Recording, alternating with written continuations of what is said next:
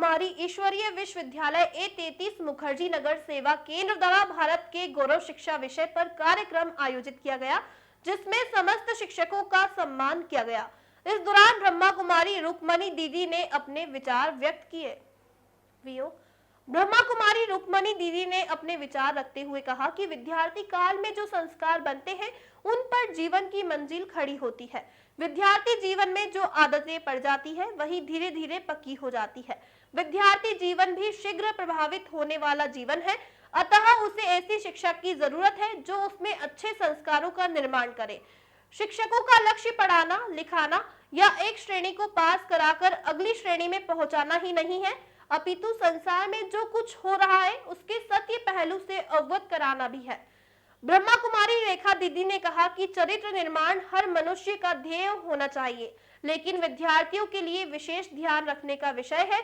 इसलिए पहले गुरुकुल शिक्षा में यह नियम होता था कि विद्यार्थी 25 साल तक ब्रह्मचर्य का पालन करे।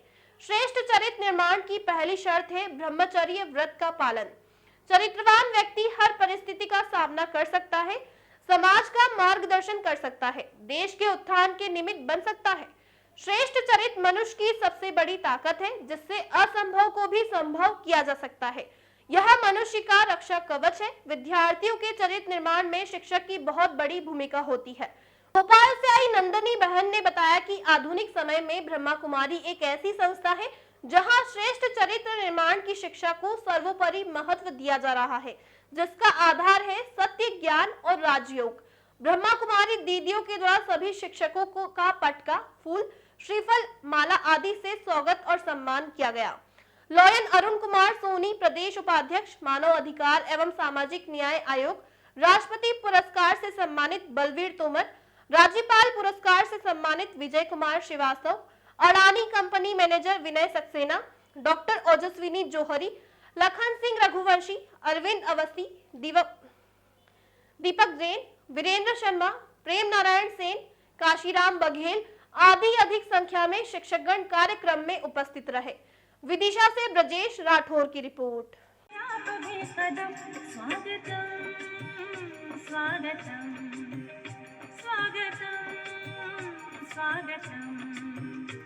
आध्यात्म के आधार से, सहयोग से, सहकार से, आध्यात्म के आधार से, सहयोग से, सहकार से, सुविचार से, सत्कार से, शुभकामना कहा था इन्होंने।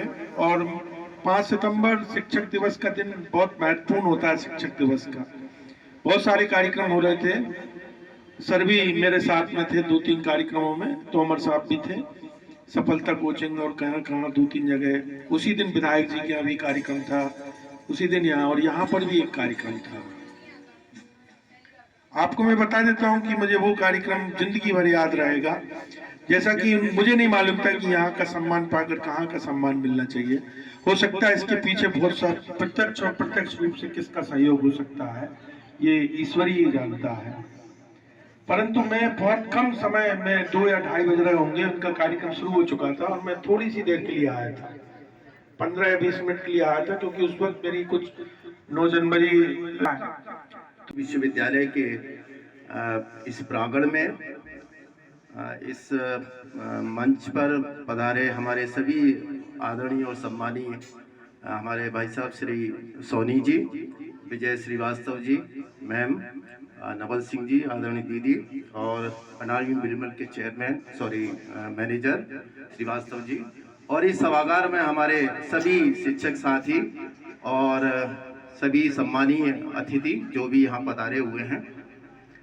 मुझे ये बहुत गर्व के साथ कह सकता हूँ कि मैं पिछले 20 साल से प्रजापति ईश्वरीय विश्वविद्यालय से, क्योंकि हमारे विद्यालय के प्राचार्य जो अभी सेवानिवृत्त हो चुके हैं श्री चमनलाल जी महेश्वरी जी, उन्होंने विद्यालय में कई प्रोग्राम करवाए, कई बार करवाए हैं। इस सेंटर को नमन करता हूँ जिन्होंने मुझे यहाँ बुलाकर ये अवसर प्रदान किया।